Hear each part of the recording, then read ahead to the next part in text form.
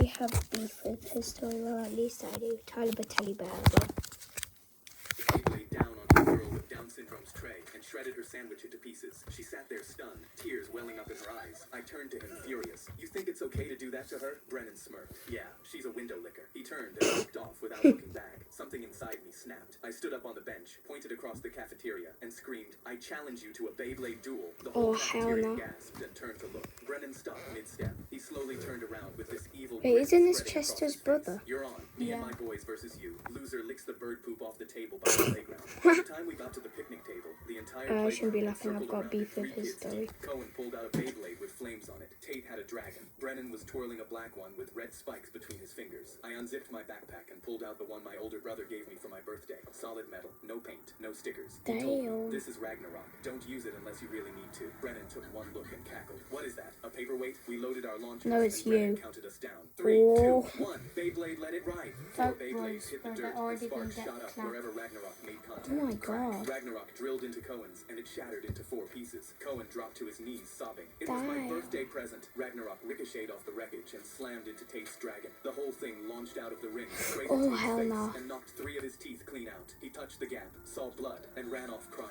Brennan was the only one left. His Beyblade was wobbling backwards, trying to escape. He dropped to his knees and shoved his bare hand into the ring to block Ragnarok. Too late. Ragnarok smashed through into his Beyblade, and it exploded, a shard of plastic slicing his palm open. He yanked his hand back, screaming. The top half of his Beyblade flew up and landed dead center in the bird poop on the picnic table. Ragnarok kept spinning alone in the middle of the ring. The whole playground exploded. Marley! Marley! Marley! Brennan stumbled toward Marley, clutching his hand. Cohen shuffling behind him, still sobbing. He stopped in front of her and stared at the ground. I'm sorry. Marley's face slowly broke into the biggest smile I'd ever seen. She raised her middle finger. I forgive you too. Then she pointed at the picnic table. Loser licks the table. Both of them dropped to their knees and licked while the entire playground won. Brennan slammed his Beyblade down. I called 911 on myself to get a free ride home. I woke up 2 hours later with a massive headache and no memory when my roommate high-fived me and called me Boozebert Einstein. Apparently drunk me pulled off the smartest thing he'd ever seen. It was 3 a.m. and we were completely hammered outside a bar. The problem was we were 30 minutes from home by car and 3 hours on foot. We couldn't call a cab because earlier that night we traded our last $20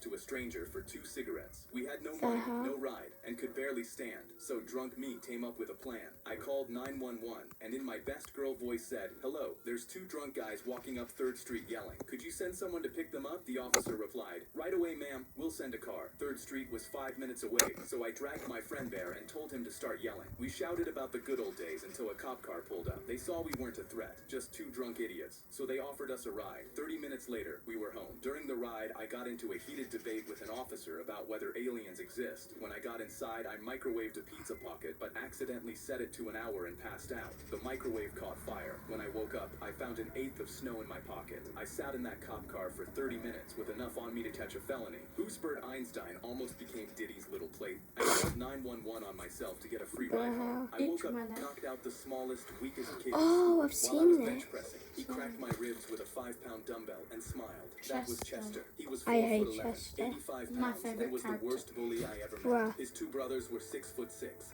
Yeah, that's the guy from the first video. Nobody touched Chester because they were terrified of his big brothers. I told the teacher, but he never believed that Chester had the strength to actually hurt anyone. I walked around with 2 cracked ribs for 3 months. Bro, go to the hospital. A week later, my history teacher stepped out. Chester whispered into my ear, have you ever felt a tiger's claw? Then he stabbed a pencil an inch deep into oh, hell no. and everyone gasped. Oh, hell no.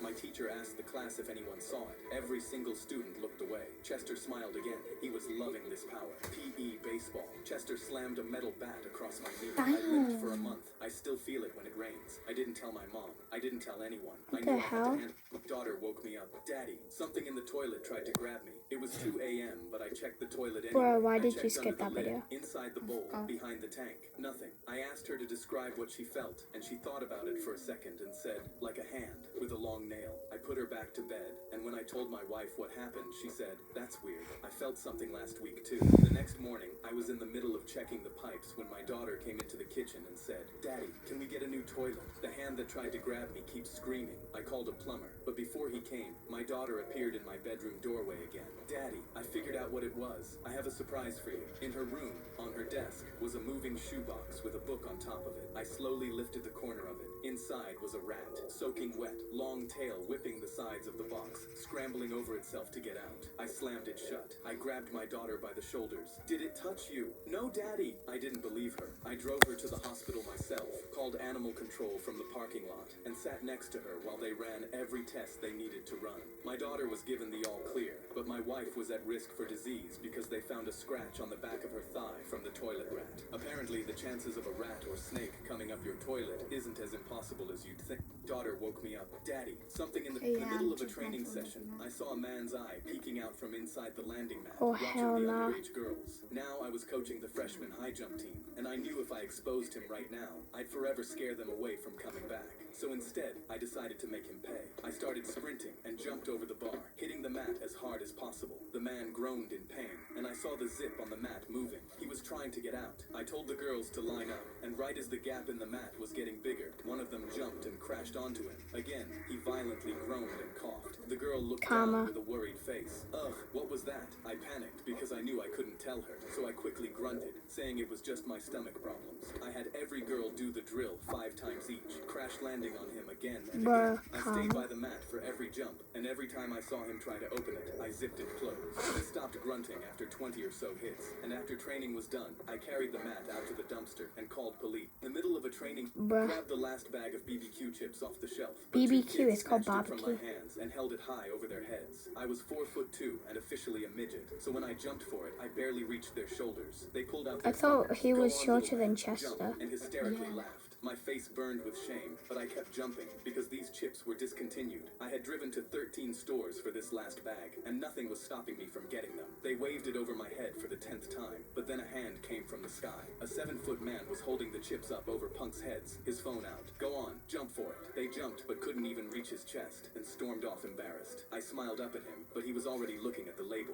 Barbecue, my favorite. He opened the bag right there and literally stepped over me to keep walking. Grabbed the Oh my God. Told me I was 1 in 1 million, but at 25 years old, I learned the truth. When I was born, doctors noticed my right leg was abnormally stronger than the other. They lied to my mom and ruled it out as a deformity. As I got older, I got into soccer and had naturally stronger kicks, but my left leg was in severe pain because it wasn't being utilized properly. I had to work out my left leg more so I could even them out, but it took the life out of me. When I started dating my now wife, we were on a hiking trip, and the entire time I was out of breath. I revealed to her I had lost all feeling in my left leg. She was so furious I hid that from her, and we flew to America. After tests for weeks and weeks, I finally got a conclusive answer about my leg. Unfortunately, in the womb, I had a twin. They were absorbed into my leg. I was asked if I wanted to remove the muscle mass from my leg, but I said I'd rather keep it. My leg is the only thing that gives my twin life. Mom told me I was one. Neighbor Karen stormed over to my 8-year-old son's lemonade stand and screamed that what he was doing was illegal. Karen You're had her own illegal. smoothie stand across the street and screamed, How's he "You're done now stealing that my he's not customers." that My son bad? tried to explain he was raising money for his dog's cancer surgery, but she kicked over the sign. "I don't care. I'm going for lunch until 2. If this stand is still here when I'm back, I'll call the cops." She stormed away. Bro, you're nah, sad. we'll call the Scared, cops he on started you taking down before. his stand, but I ran outside and Why is your immediately put it twin? back up. But she said she'll call police, Dad. She can call the Pope if she wants. "Your stand is staying." His face lit up, and my wife came outside and got in her car. "I have something special for Karen." She drove off, and I instantly texted everyone I knew. Within minutes, most of the neighborhood was at my son's stand, buying lemonade and giving tips, all to support my son's dog and to spite Karen. I can't wait to see her reaction. My son laughed. My wife came back with her car, and my son's best friend got out with his own lemonade stand. Karen complained about 1 lemonade stand. What do you think she'll say about 2 lemonade stands? My wife drove off again, and both lemonade stands started instantly selling out. My son was getting closer to the surgery target, and when I looked over, someone was writing "Hates Puppies" on Karen's smoothie stand. At 2 p.m., Karen's SUV turned the corner. The whole street went silent. She stepped out and saw the 2 lemonade stands, as well as the 2 lines of people. Her face twisted with anger. She screamed, "What the hell?" But that's when my wife pulled in again. My son's dog got out of the car, wrapped in bandages. He started licking my son, and I announced, "Everyone, this is Max, the dog whose cancer surgery Karen tried to stop." She went red with embarrassment and pulled out her phone with shaking hands. "I'm having you arrested. This is a disgrace." But that's when an officer stepped out from the crowd, holding a cup of my son's lemonade. He told Karen, "Kids under 14 don't need permits for a lemonade stand, but your smoothie stand needs a business license. Do you have one?" Her face deflated as the cop walked over to her stand and shut it down. She dropped to her knees, screaming, and that's when my son walked over and reached out a cup. "Hey Karen, you just helped me hit my goal. Here's some lemon." Neighbor Karen stormed over to my... I was shooting ducks at the carnival while my Why? little sister shook nervously in her wheelchair beside me. Fen had brain surgery tomorrow and was convinced the giant teddy bear on the stand would make her operation go well. I just put in my last $2 and my hands trembled on the trigger, but I took a deep breath and knocked the last duck down. Fen's hands flew in the air and tears fell down her face as I grabbed the giant teddy and placed it in her hands. I pulled out my phone to take a selfie, but that's when I felt someone behind me. A kid 4 inches taller than me grabbed the teddy's head and snatched it from Fen. She reached for it and cried, "Give it back," but he smirked and held it over her head. "No, my girlfriend wants it." He pointed at a girl on her phone 50 feet away. I tried to launch, but he was too big and knocked me to the ground. "Stay down, chump." I laid on the floor and felt Fen tap my shoulder. She asked me if I was okay, and my heart broke because her good luck toy was just stolen and she was still worried about me. I got up and wiped the dirt off my shirt, then saw the punk grinning as he was about to give Fen's teddy to his girlfriend. I told her I'd be right back and sprinted over screaming, "He didn't win that. It's my little sister's. He stole it from her." I pointed to the teddy in his arms and the girl's smile dropped. She turned to her boyfriend with a shocked look. "Is this true?" But he just laughed. "No, I don't even know who his sister is." His girlfriend looked between us and I felt her start to believe him because he was calm and I was still shaking. But then I heard wheels behind me. Fen had pushed herself all the way across the carnival and she held up the selfie we'd taken, showing the punk snatching her teddy. "That's mine. My brother won it for me. I need it for good luck for my surgery tomorrow."